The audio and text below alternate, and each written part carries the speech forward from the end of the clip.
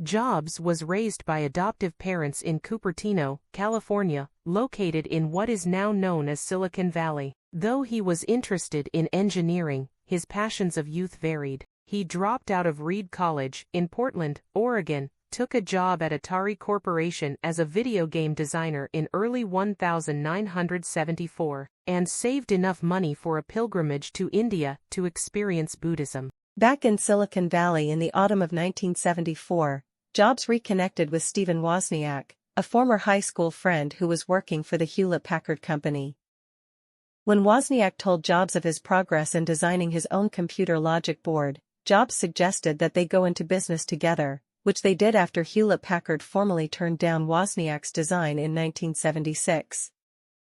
The Apple I, as they called the logic board, was built in the Jobs' family garage with money they obtained by selling Jobs' Volkswagen minibus and Wozniak's programmable calculator. Jobs was one of the first entrepreneurs to understand that the personal computer would appeal to a broad audience, at least if it did not appear to belong in a junior high school science fair. With Jobs' encouragement, Wozniak designed an improved model, the Apple II, complete with a keyboard, and they arranged to have a sleek, molded plastic case manufactured to enclose the unit. Though Jobs had long, unkempt hair and eschewed business garb, he managed to obtain financing, distribution, and publicity for the company, Apple Computer, incorporated in 1977, the same year that the Apple II was completed. The machine was an immediate success, becoming synonymous with the boom in personal computers. In 1981, the company had a record-setting public stock offering, and in 1983 it made the quickest entrance, to that time, into the Fortune 500 list of America's top companies. In 1983, the company recruited PepsiCo Incorporated, President John Sculley to be its chief executive officer, CEO, and, implicitly, Jobs' mentor in the fine points of running a large corporation. Jobs had convinced Sculley to accept the position by challenging him, "Do you want to sell sugar water for the rest of your life?" The line was shrewdly effective, but it also revealed Jobs' own near-messianic belief in the computer revolution.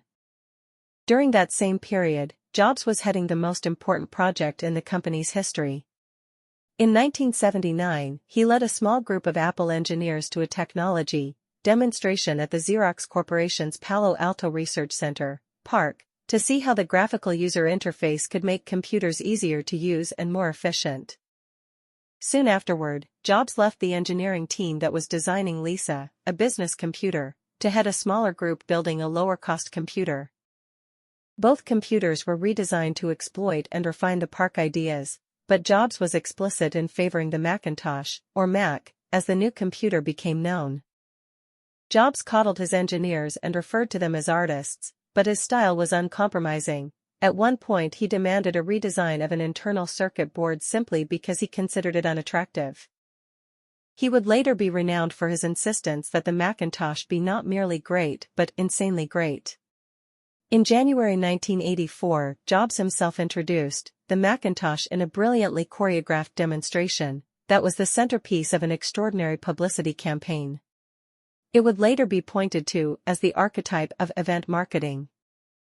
However, the first Macs were underpowered and expensive, and they had few software applications, all of which resulted in disappointing sales. Apple steadily improved the machine, so that it eventually became the company's lifeblood as well as the model for all subsequent computer interfaces. But Jobs' apparent failure to correct the problem quickly led to tensions in the company, and in 1985 Sculley convinced Apple's board of directors to remove the company's famous co-founder. Jobs quickly started another firm, Next Inc., designing powerful workstation computers for the education market. His funding partners included Texan entrepreneur Ross Perot and Canon Inc., a Japanese electronics company. Although the Next computer was notable for its engineering design, it was eclipsed by less costly computers from competitors such as Sun Microsystems, Inc. In the early 1990s, Jobs focused the company on its innovative software system, NextStep.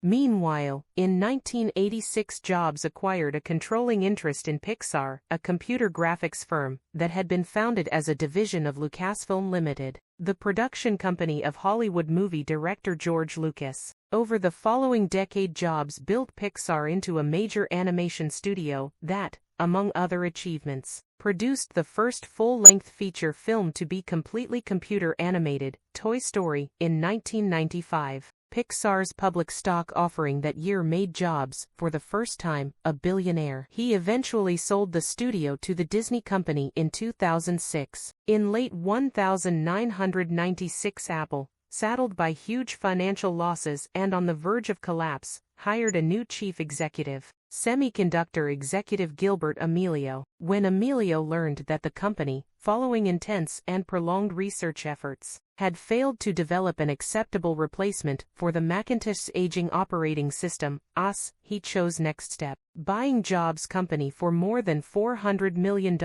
and bringing Jobs back to Apple as a consultant. However, Apple's board of directors soon became disenchanted with Amelio's inability to turn the company's finances around and in June 1997, requested Apple's prodigal co-founder to lead the company once again. Jobs quickly forged an alliance with Apple's erstwhile foe, the Microsoft Corporation, scrapped Amelio's Mac clone agreements, and simplified the company's product line. He also engineered an award-winning advertising campaign that urged potential customers to think different and buy Macintoshes. Just as important is what he did not do. He resisted the temptation to make machines that ran Microsoft's Windows OS, nor did he, as some urged, spin off Apple as a software-only company. Jobs believed that Apple, as the only major personal computer maker with its own operating system, was in a unique position to innovate. Innovate he did. In 1998, Jobs introduced the iMac, an egg-shaped, one-piece computer that offered high-speed processing at a relatively modest price, and initiated a trend of high-fashion computers. Subsequent models sported 5 different bright colors. By the end of the year, the iMac was the nation's highest-selling personal computer, and Jobs was able to announce consistent profits for the once moribund company. The following year, he triumphed once more with the stylish iBook,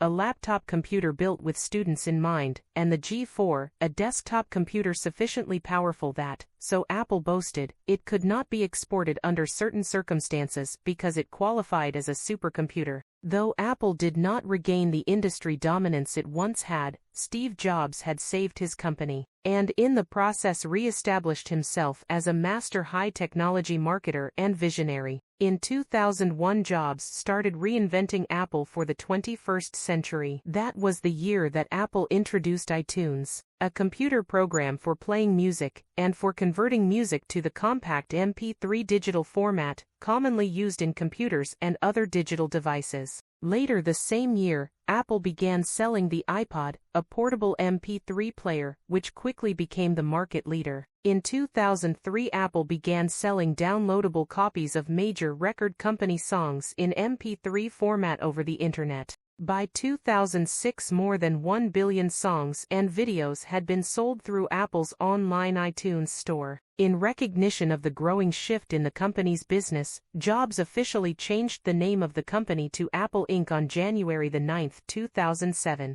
In 2007, Jobs took the company into the telecommunications business with the introduction of the touchscreen iPhone, a mobile telephone with capabilities for playing MP3s and videos and for accessing the Internet. Later that year, Apple introduced the iPod Touch, a portable MP3 and gaming device that included built-in Wi-Fi and an iPhone-like touchscreen, bolstered by the use of the iTunes Store to sell Apple and third-party software. The iPhone and iPod Touch soon boasted more games than any other portable gaming system. Jobs announced in 2008 that future releases of the iPhone and iPod Touch would offer improved game functionality. In an ironic development, Apple, which had not supported game developers in its early years out of fear of its computers not being taken seriously as business machines, was now staking a claim to a greater role in the gaming business to go along with its move into telecommunications.